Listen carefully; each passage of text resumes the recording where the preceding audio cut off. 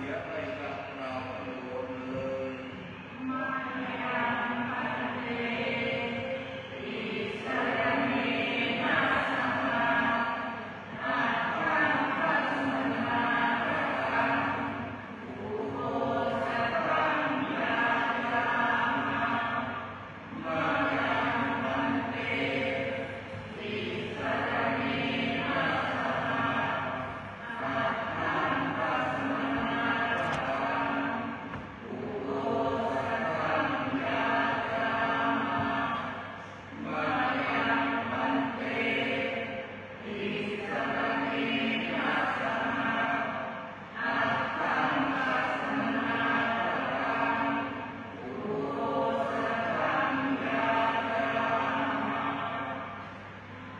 นะโม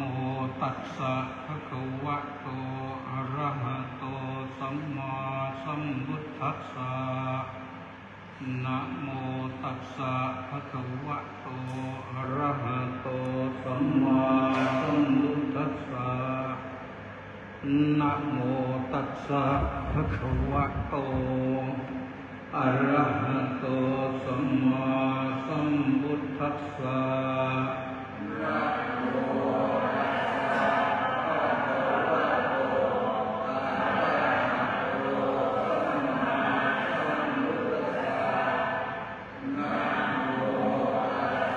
เรื่องตัวเองมาลุ่มหนึ่ง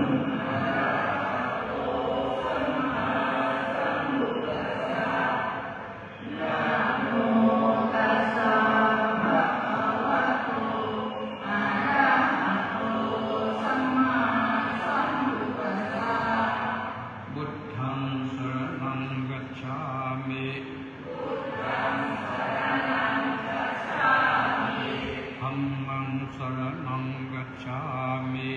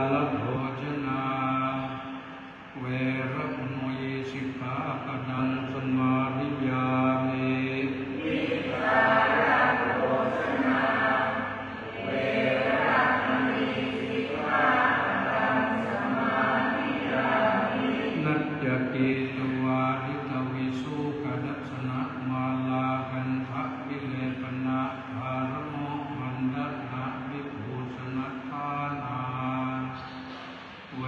รมณีสิกขาปดังสมาธิยามิมัจจารีปาปาริกาวิสุปรัสสะ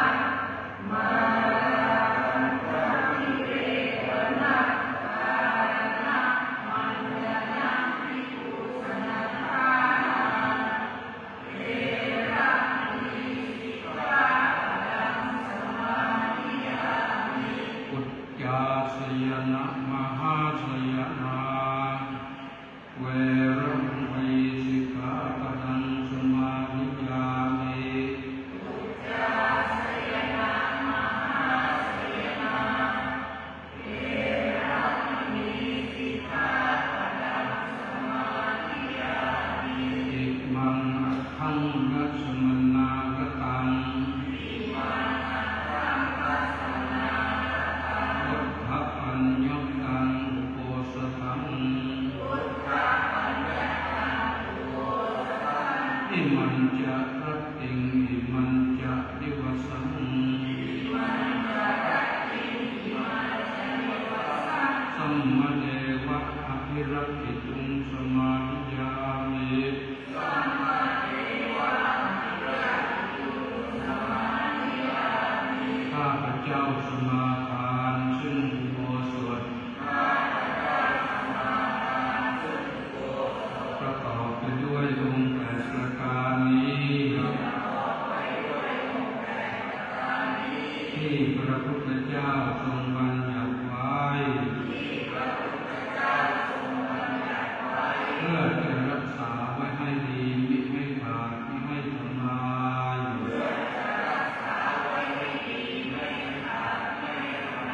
วันหนึ่งคืนหนึ่งณเวลาวันนี้อิมานิอัตถสิกขาปดานิอัจเจกังรัตติลิวังอุโปสถัสสิลุวเสนะสาภุกังรัตติตปานิสีเลนะสุขติงยันติสีเลนะโภคสัมปทาสีเลนะนิพพุติงยันติตัสสมาสีลังวิโสทัยเย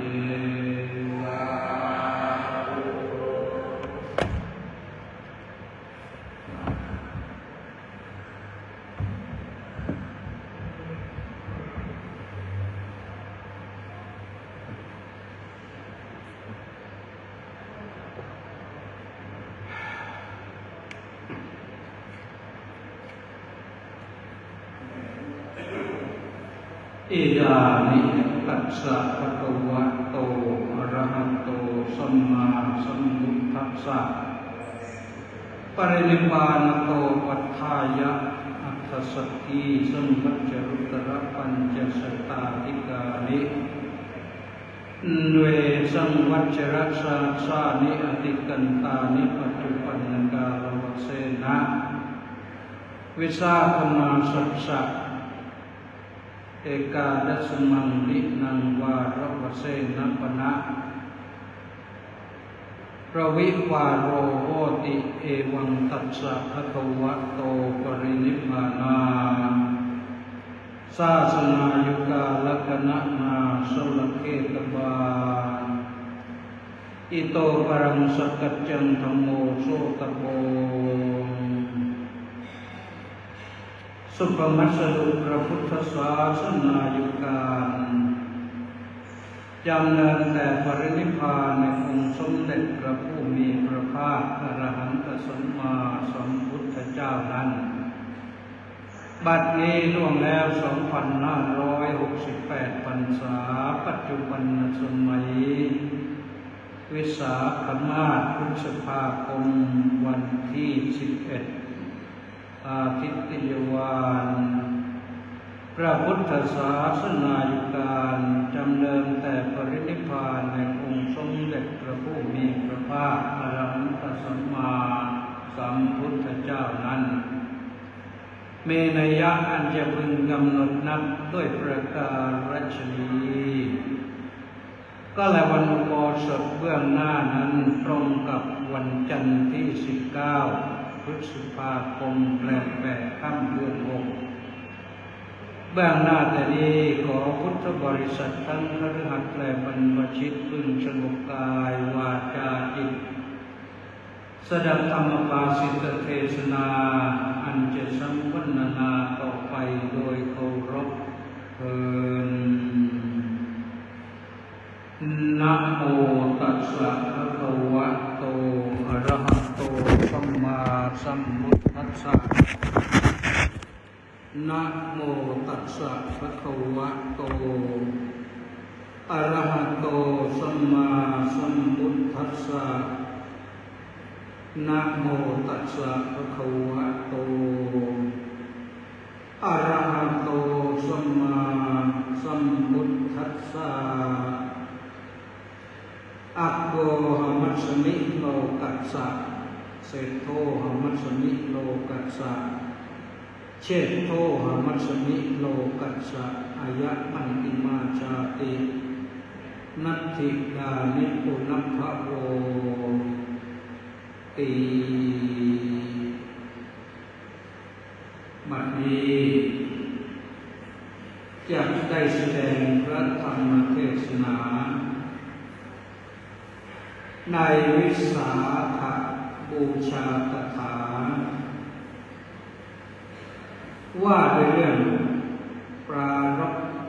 การบูชาในวันวิสาข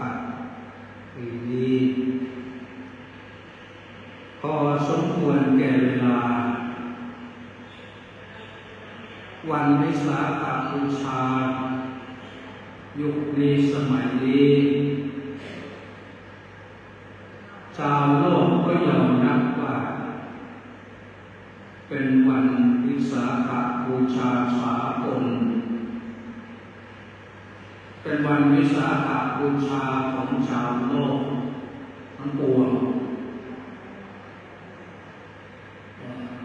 คนทั้งโลกจึงร่วมกันบูชาชาวโลกเรามีงานวิสาขบูชาโลกวิสาขบูชาสากลซึ่งปีนี้ประเทศเวียดนามทราบว่าจัดขึ้นเป็นเจ้าภาพจัดที่เมืองโฮจิมินห์ซิตี้หรือเมืองไซมอนเดิมซึ่งก็มีวัดเราก็มีท่านเจ้าคุณพระวัฒนวชิระเมธีที่ระวิจันทวิโจได้เข้าร่วมงานด้วยเพิ่งจะกลับมาถึงเมื่อคืนวานที่อื่นเขาก็จัดแต่จัดเบาๆประเทศไทยนั้นจัดในหลายมิติทางราชการก็สำนักงานพระพุทธศาสนาแห่งชาติก็จัดขึ้นที่พุทธมณฑลและแจ้งข่าวไปยังวัดต่างๆตามมติมหาเถรสมาคมให้วัดต่างๆจัดฉลองวันวิสาขบูชากันทั่วประเทศองค์การสหประชาชาติซึ่งมีสำนักงานใหญ่ตั้งที่นิวยอร์กสหรัฐอเมริกาแต่ก็มีตึกสหประชาชาติตั้งอยู่ในประเทศไทยเป็นสาขาที่ถนนราชดำเนินที่นี่เขาก็มีจัดเหมือนกันก็เป็นมติขององค์การสหประชาชาติเหตุการณ์นี้ได้มีผู้นำเสนอที่ประชุมองค์การสหประชาชาติว่าเรื่องยูเนสโกที่เขาประชุมกันที่นิวยอร์กยูเนสโกก็คือ United Nations แล้วก็มี Scientific Educational Cultural Organization ย่อสั้นๆว่ายูเนสโกก็หมายถึงองค์กรที่เกี่ยวข้องกับวิทยาศาสตร์การศึกษาและวัฒนธรรมของชาวโลกหรือสหประชาชาติได้มีข้อพูดนำเสนอในที่นั้นว่าวันวิสาขบูชาเป็นวันสำคัญยิ่งในทางพระพุทธศาสนามีเหตุมีผลสนับสนุนในที่สุดสมาชิกในองค์การสหประชาชาติเห็นพ้องต้องกันว่าวันนี้เป็นวันสำคัญเพราะจึงยอมรับมตินี้ว่าเป็นวันสำคัญสากลประกาศขึ้นเมื่อพ.ศ. 2542แต่ว่าคนไทยเรานั้นก็ได้รับทราบในภายหลังเพราะคนไทยมึนงงกับวิสาขบูชาชาวโลกเขาเข้าใจอยู่กันนานในที่สุดกระทรวงต่างประเทศได้รับข่าวแล้วก็ไม่รู้จะบอกใครว่าโลกเขายกย่องมันสมควรวิสาขบูชาเป็นวันสำคัญสากลในที่สุดก็ข่าวนี้ก็มาถึงกรมการศาสนาในสมัยนั้นแล้วกรมการศาสนาก็แจ้งมหาเถรสมาคมมหาเถรสมาคมประชุมกันแล้วก็ได้กระจายข่าวให้คนไทยได้ทราบโดยทั่วกันแล้วก็ถือปฏิบัติด้วยการร่วมเฉลิมฉลองซึ่งต่อมาทางมหาเถรสมาคมก็มอบให้มหาวิทยาลัยสงฆ์ทั้งสองแห่งคือมหาวิทยาลัยมหาจุฬาลงกรณราชวิทยาลัยและมหาวิทยาลัยมหามกุฏราชวิทยาลัยร่วมกันจัดกิจกรรมเฉลิมฉลองให้สมเกียรติสมศักดิ์ศรีสมกับที่ชาวโลกเขายกย่องมหาวิทยาลัยสงฆ์ก็จัดแต่ก็จัดแล้วเนี่ยทำไปทำมาดูเหมือนว่ากิจกรรมจะอยู่ที่มหาวิทยาลัยมหาจุฬาลงกรณราชวิทยาลัยเป็นหลักส่วนมหาวิทยาลัยมหามกุฏราชวิทยาลัยเป็นรองไม่ค่อยตื่นไม่รู้จะทำอย่างไรไม่รู้จะส่งใครไปร่วมก็เลยจมหายอยู่นานแม้แต่เขาจัดในมหาจุฬาเองในประเทศไทยแจ้งข่าวมาที่มหามกุฏราชวิทยาลัยก็ได้แต่แจ้งข่าวให้ทราบเหมือนกับว่ารับทราบว่าจัดเป็นรูปมานั้นเพราะจะมีระยะหลังเริ่มจะได้ร่วมงานกันในขณะที่ชาวโลกนั้นเขาชื่นชมยินดีเป็นอย่างยิ่ง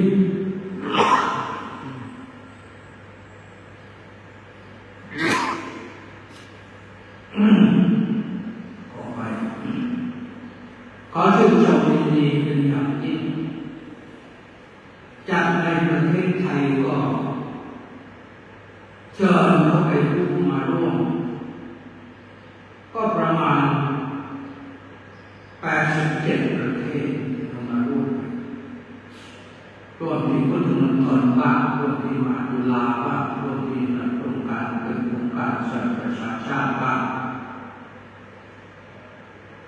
แต่ทุกประเทศเข้ามาร่วมทุกที่เลยนั่นแปลว่าเรามีหน้าที่หลายอย่างที่เราจะจัดการเรามีความพร้อมส่วนประเทศอื่นนั้นเขาก็ไม่พร้อมเหมือนเราเพราะอะไรเพราะเรามีมหาเถรสมาคมก็มีสำนักงานพระพุทธศาสนาแห่งชาติเรามีมหาวิทยาลัยสองแห่งหลักจริงๆมีพวกประเทศสาขาและมีองค์การพุทธศาสนิกสัมพันธ์แห่งโลกแล้วก็มีมหาวิทยาลัยพระพุทธศาสนาโลกแล้วก็ยังมีพุทธสมาคมแห่งประเทศไทยและมีคนไทยประมาณ 90% นับถือพระพุทธศาสนาสำคัญก็คือเรามีชาติหมายถึงประเทศชาติและประชาชาติเรามีศาสนาหลักคือพระพุทธศาสนาแม้จะมีศาสนาอื่นก็รวมกันแล้วก็ประมาณ 6-7% ในประชากรไทยคนไทยนั้น 94% ก็เรียกว่า6% นั้นเป็นศาสนิกในศาสนาอื่นก็อยู่ร่วมกันแล้วเรามีวัด 43,000 กว่าวัดมากที่สุดในโลกวัดนั้นเป็นที่อยู่อาศัยของพระภิกษุสามเณรและเราก็มีพระภิกษุสามเณร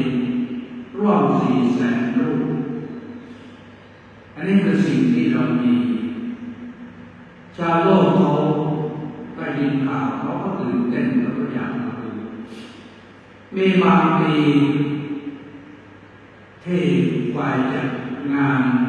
ได้รับงบประมาณจากรัฐบาลมาน้อย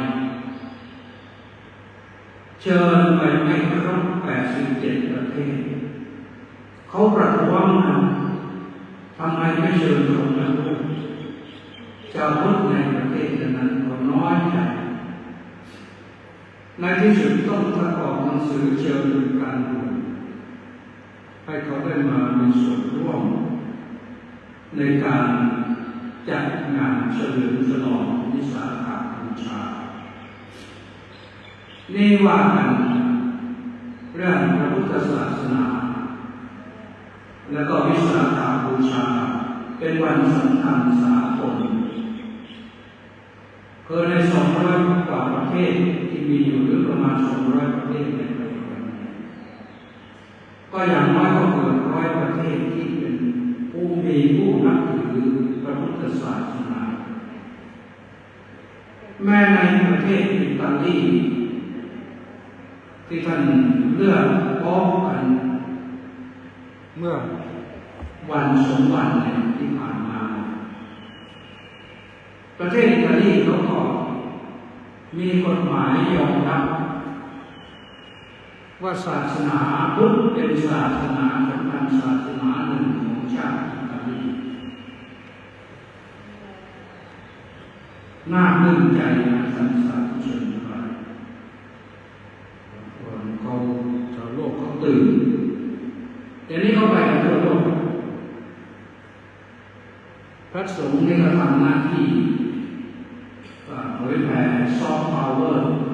ตามสไตล์ของนายกไปทั่วโลก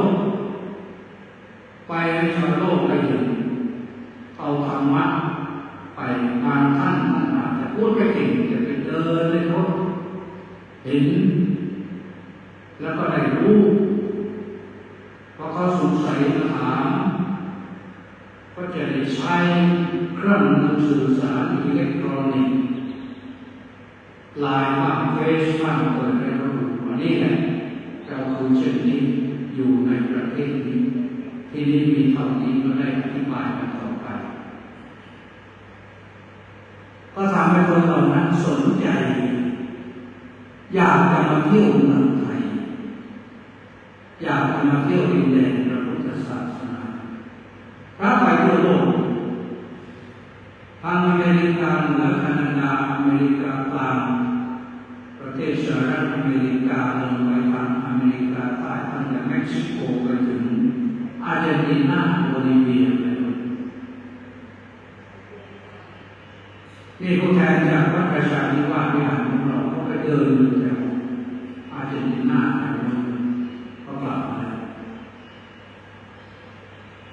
ในทางใต้เอเชียโอเชียเนีย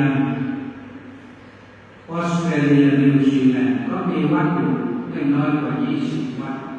วัดที่มีประสงค์ไปจากประเทศไทยในเอเชียตะวันออกไปญี่ปุ่นจีนเกาหลีมีร้อยเอเชียตะวันออกเฉียงใต้ก็มีครบทุกประเทศที่ยังเข้าไม่ได้ก็คือ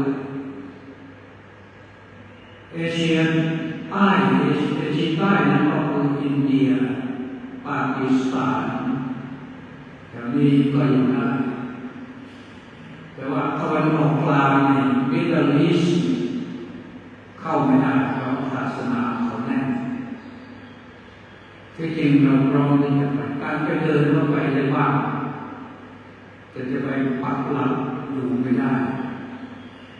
ซึ่งความจริงในหนังสือ2000 Year Anniversary of Buddhism ที่อินเดียเขาส่งนักปราชญ์ไปค้นหาพระพุทธศาสนาทั่วโลกเพื่อเก็บข้อมูลมารวบรวมในกรณีฉลอง 2,500 ปีพระพุทธศาสนาเขาตามไปค้นพบถึงตะวันออกกลางว่ามีพระพุทธรูปจะถูกฝังพระพุทธรูปบ้างเทวรูปบ้างเป็นฝังอยู่แถวโน้น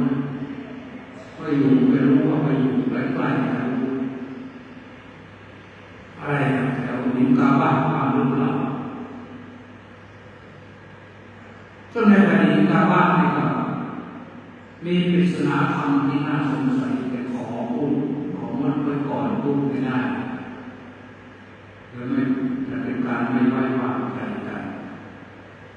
ก็เอากันว่าพระพุทธศาสนาเป็นศาสนาสากลแน่นอนแล้วพระพุทธเจ้าก็เป็นบุคคลสากลใครกราบก็ได้บุญนั้นใครยกย่องนับถือบูชาก็ได้บุญนั้นพระธรรมคำสอนของพระพุทธองค์ก็เป็นคำสอนที่เป็นสากลเป็นสัจธรรมที่เป็นสากลเป็น universal truth หลักสัจธรรมที่เป็นสากลใครปฏิบัติคนนั้นก็ได้รับผลไม่ว่าเขาจะนับถือชาติศาสนาอะไรหรือถูกต่ำดำขาวอย่างไรเมื่อปฏิบัติตามหลักศีลสมาธิปัญญาที่พระสัมมาสัมพุทธเจ้าทรงชี้แนะแนวทางนั้นเขาพวกนั้นก็จะสามารถสัมผัสผลจากการปฏิบัติได้เหมือนกันตัวสำคัญก็คือที่ทรงค้นพบทุกข์จนภัยในโลกนั้นเป็นความจริงขั้นสูงสุดเป็นอันติมสัจจะเป็นความจริงอันประเสริฐที่ใครลดละไม่ได้เพราะพุทธองค์ทรงค้นพบนั้นไม่รู้ว่าเป็นอะไรแต่ทรงสมมติชื่อมาให้มันเป็นทุกข์เป็นสมุทัยเป็นโรคเป็นมรรคทุกข์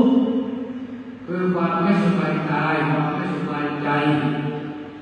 ความเจ็บป่วยกายเจ็บป่วยใจทุกข์สมุทัยคือเหตุให้เกิดความทุกข์มันได้แก่ตัณหาความทะยานอยากแล้วก็ตัวสำคัญสูงสุดก็คือตัวอวิชชาความไม่รู้ถ้ารู้แล้วเราจะต้องเหมือนเรารู้ว่าไฟร้อน หรือไม่ใช่ไฟหรอกแต่ว่าเหล็กถูกของไฟมันเองก็รู้ว่าร้อนไม่มีใครอยากไปจับไฟนั้นไม่มีใครอยากไปจับเหล็กนั้นมันร้อนก็ต้องรู้ว่าตัณหาขอให้เกิดความร้อนวิชาขอให้เกิดความร้อนทรงประเมินว่าอันนี้เป็นอาสวะกามาสวะภวาสวะอวิชชาสวะร้อนเพราะกามร้อนเพราะภพคือกรรมร้อนเพราะการสร้างกรรมแล้วก็ร้อนเพราะอวิชชาคือความไม่รู้เพราะทำไปด้วยความไม่รู้แต่มันร้อนผลมันคือความร้อนเพราะนั้นทรงสอนให้ละให้เว้นทุกข์นั้นสอนให้รู้จักสมุทัยสอนให้เว้นให้ละให้กำจัดนิโรธคือความดับทุกข์มันหมายถึงตัวนิพพานคือความดับตัวนิโรธคือความดับทุกข์ได้ความดับตัณหาได้ดับตัณหาได้ดับอวิชชาได้ก็คือดับทุกข์ได้ทุกข์ไม่เกิด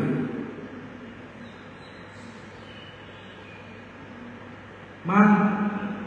หรืออริยมรรคมีองค์แปดรวมลงมาที่ศีลสมาธิปัญญาพูดตามหลักทฤษฎีว่าศีลสมาธิปัญญาแต่พูดตามหลักปฏิบัติว่าอธิศีลสิกขาอธิจิตสิกขาอธิปัญญาสิกขาศีลสมาธิปัญญาพูดลายรู้ว่าเป็นอย่างนี้แต่พอใส่สิกขาเข้ามาพูดเพื่อให้ปฏิบัติเพราะคำว่าสิกขาหรือศึกษาในพระพุทธศาสนาที่พระพุทธองค์ทรงแสดงไว้ให้เรียนรู้ด้วยให้ฝึกหัดด้วยให้ปฏิบัติด้วยให้ทดลองด้วยแล้วก็จะสัมผัสผลได้นี่เหมือนที่พระองค์ทำมาแล้วตอนแรกพอเรียนรู้เรื่องทฤษฎีโอ้คนมันมีความทุกข์เนาะเราต้องออกไปศึกษาเพื่อหาทางพ้นทุกข์ออกจากราชนิเวศบุกป่าเขาลำเนาไพรเดินหน้าเข้าสำนักนั้นออกสำนักนั้นเข้าสำนักนี้ก่อนออกจากสำนักนี้ไปสำนักโน้นไม่รู้กี่สิบสำนักจนกระทั่งสุดท้ายไปเจอสำนักอาราธนาและอุทกดาก็ได้สมาธิสูงมากได้เข้าสมาบัติได้สบายแต่ออกมาแล้วก็ยังพบว่ามันมีความทุกข์อยู่เหมือนเดิมก็ไม่พอใจในผลที่ปฏิบัติลาอาจารย์ไปนั่งเป็นนักวิจัยอิสระคนเลยทดลองเองศึกษาเองปฏิบัติเองฝึกหัดเองตั้งอกกลั้นลมหายใจทั้งรินต่อเล่นกดไปดานเรานั่งถกฟันวันสุดท้ายต้องกดพระปริยาหารไม่ผ่านศึกษาอย่างนี้ไม่ผ่านทรงเปลี่ยนวิธีจากทรมานร่างกายเหมือนที่ครูบาอาจารย์สั่งสอนเราเปลี่ยนไปฝึกจิตดีกว่าลองรู้เบื่อมันจะได้เนี่ยตั้งแต่ทรงอุบัติมาที่ว่าพระองค์ออกจากคันพระมารดาทรงแต่งพระวาจาว่าโลมัชวิโลมัสสะเป็นต้นที่กล่าวข้างต้นว่าเราเป็นผู้เลิศที่สุดแล้วในโลกเราเป็นผู้ประเสริฐที่สุดแล้วในโลกเราจะเป็นผู้เจริญที่สุดแล้วในโลกชาตินี้เป็นชาติสุดท้ายของเราพบใหม่ไม่มีแก่เราแต่ว่าค้นหาไปยังไม่เจอว่าเราจะประเสริฐอย่างไรเราจะพบอย่างไรยังไม่เจอต้องจึงค้นหาต่อ พอค้นหาต่อเนี่ยทิ้งอาจารย์เป็นนักวิจัยอิสระค้นหาด้วยตนเองก็ถือว่าจบการศึกษาจากสำนักครูบาอาจารย์ทั้งหลายแล้วถ้าเป็นประเทศไทยเราก็เรียกว่าจบทุกมหาวิทยาลัยในประเทศไทยแล้วไม่ตอบโจทย์ความรู้ที่ได้จากมหาวิทยาลัยไม่ตอบโจทย์ก็เลยต้องเป็นนักวิจัยเองคนเองคิดเองเปลี่ยนวิธีการจากปรมาจารย์การฝึกจิตดำรงชีวิตเสด็จไปประทับนั่งใต้ต้นฤาษีมหาโพธิ์เอาโดยย่อทรงตั้งสัตยาธิษฐานเป็นสัตยาธิษฐานวาจาว่าตามังกโจนะหะวิจาคิจาอวสิสุตุอวสุสุตุเมสริเรสัพพตังมังสมุตัง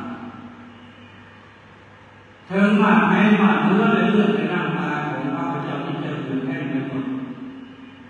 เหลือแต่หนังเอ็นกระดูกก็ตามทีถ้าไม่พบพระสัมมาสัมโพธิญาณเป็นทางแห่งความพ้นทุกข์เราจะไม่ลุกจากที่นี้เสร็จแล้วพระองค์ก็นั่งตั้งกายตรงมีที่จะดีปัลลังตังอาภุชิตวาอุจุลายังวิทายะบริปันสติอุปตะเปตวา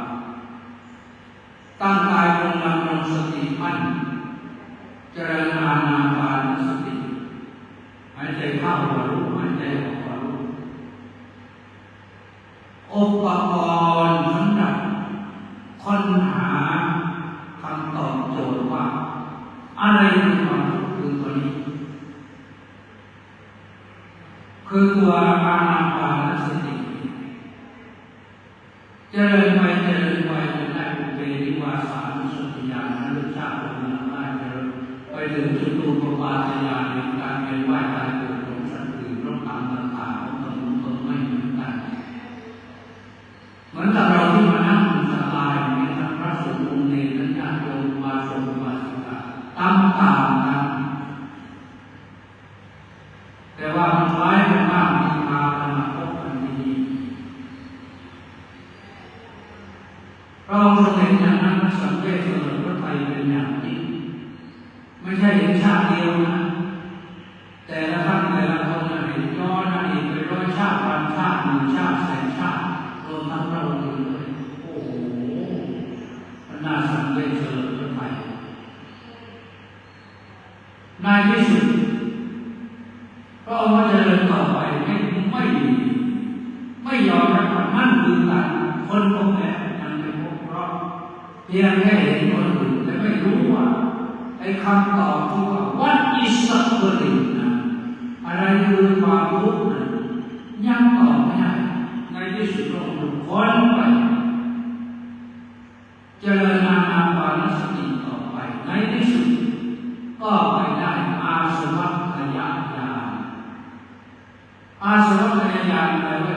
ญาณคือตัวปัญญาเป็นเรื่องกำหนดรู้เรื่องอาสวะแปลว่าสิ่งที่ทำให้จิตเศร้าหมองเหมือนกับน้ำขุ่นๆที่ลงไปในแก้วน้ำนี่ใสๆใส่สีเขียวไปบ้างสีเหลืองบ้างสีชมพูบ้างหลายสีลงไปมันทำให้ไม่รู้เป็นสีอะไรหาความเป็นสีใสไม่เจอแต่มันก็พอใสอยู่แต่ใสมองไม่เห็นพระมาในที่สุดพระองค์ทรงเห็นว่าโอ้ตัวนี้ต้องกำจัดตัวนี้ตาสังขารอาสวะต้องกำจัดอาสวะคือตามออกไปเพราะอาสวะต้องกำจัดอาสวะคือกรรมออกไปให้หมดสิ้นอย่างเข้าใจ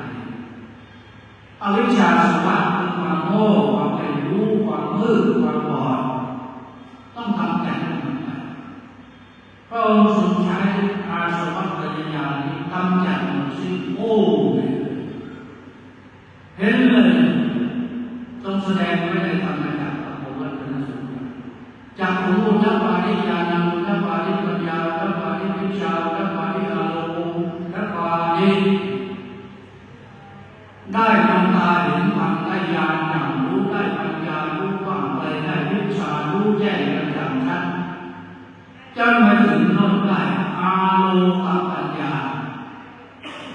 อาโลกปัญญารู้ทั่วสากลจักรวาล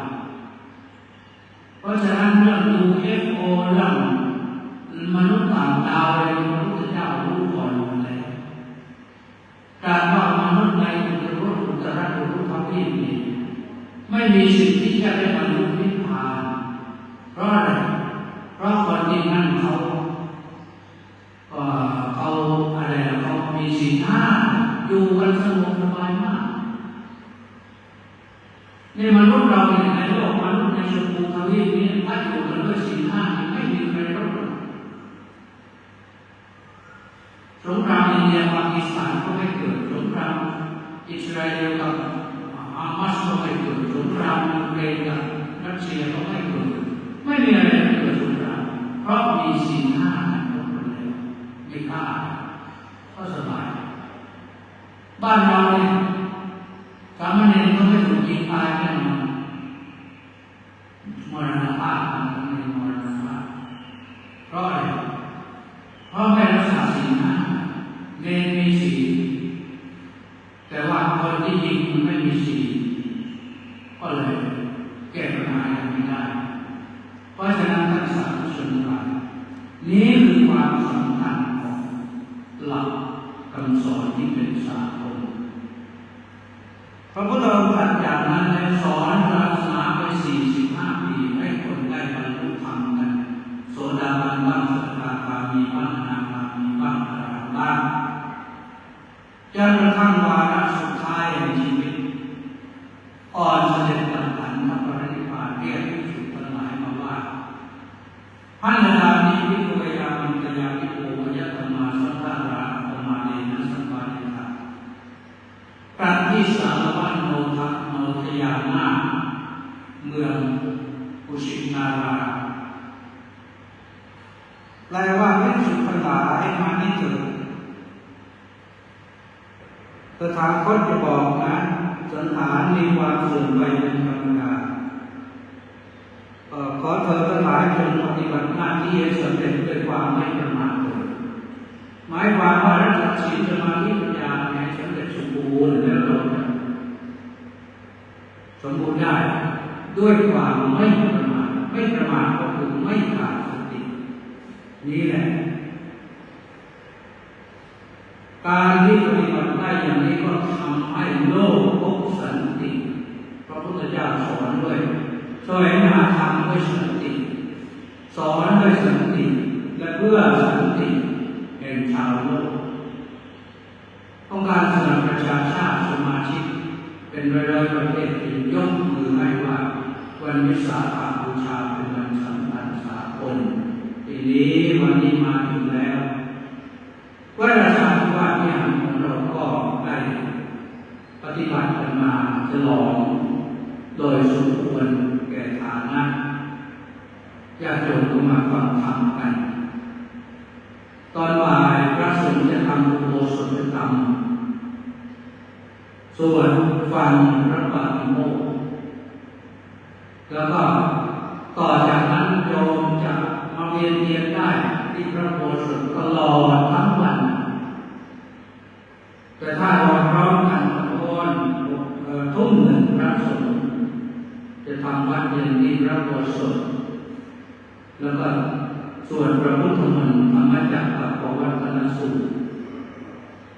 ส่วนเสร็จแล้วก็จะทำญาติโยมและพระสงฆ์ทั้งหมด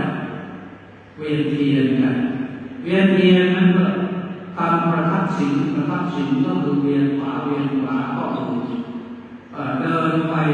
ภาวนาไปเพื่อแสดงความเคารพพระพุทธเจ้าพร้อมทั้งพระธรรมและพระสงฆ์นั่นพระพุทโธธรรมโมสังโฆญาตินานาวัตตังวิวัตโตปัญญาปัญญาโยภาวะเอกีภูปังมนัสโตพระพุทธพระธรรมพระสงฆ์ว่าโดยชื่อก็ต่างกันคือพระพุทธพระธรรมพระสงฆ์แต่โดยเนื้อหาสาระอย่างหลักใหญ่ใจความและเป็นเอกีภูปังมนัสโตเป็นอย่างเดียวกันเพราะฉะนั้นเราก็บูชาพระพุทธพระธรรมพระสงฆ์แต่จากนั้นก็แสดงพระธรรมเทศนาอีก3 อันโดยมีท่านเจ้าคุณกิติวรประสาทท่านเจ้าคุณฤาษีวิสุทธิยามแล้วก็ หนึ่งไปจำไม่ได้ก็เอาท่านโยมมาฟังมาแล้วกันนะโยมมาฟังมาแล้วกันของดีว่ากันท้ายก็อุ้มไว้ก่อนอุ้มไว้ก่อนตอนนั้นมามีเต้นกันเช้าแล้วก็บอกไว้ว่าเป็นแบบนี้วันนี้ก็เห็นว่าพอสมควรแก่เวลาเลยเวลาไปนิดหน่อยนั่นแหละแต่ก็คิดว่าเรื่องราวให้มันจบก็จบแล้วเรื่องราวนี้ในที่สุดนี้ก็ขอ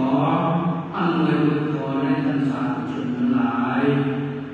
เต็มไปด้วยศีลเต็มไปด้วยสมาธิเต็มไปด้วยปัญญาเป็นการปฏิบัติบูชาในพระสัมมาสัมพุทธเจ้า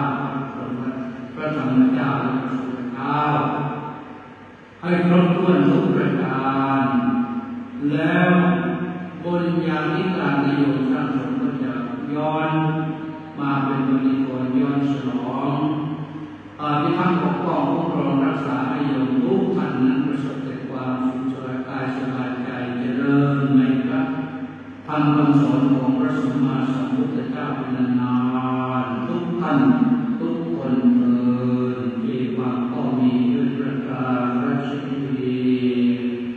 ยะถาวาริวหาภูราภริภูเรนติสาครังเอวเมวะอิโตทินังเวทานังอุปปติอิชิตังปริปันโนหังวิโรเมวะสัมมิโตสัพเพปุเรนตุสังฆปาตันโตมะนะระโสยะถามณิโชติระโสยะถาสัพพิติโยวิวั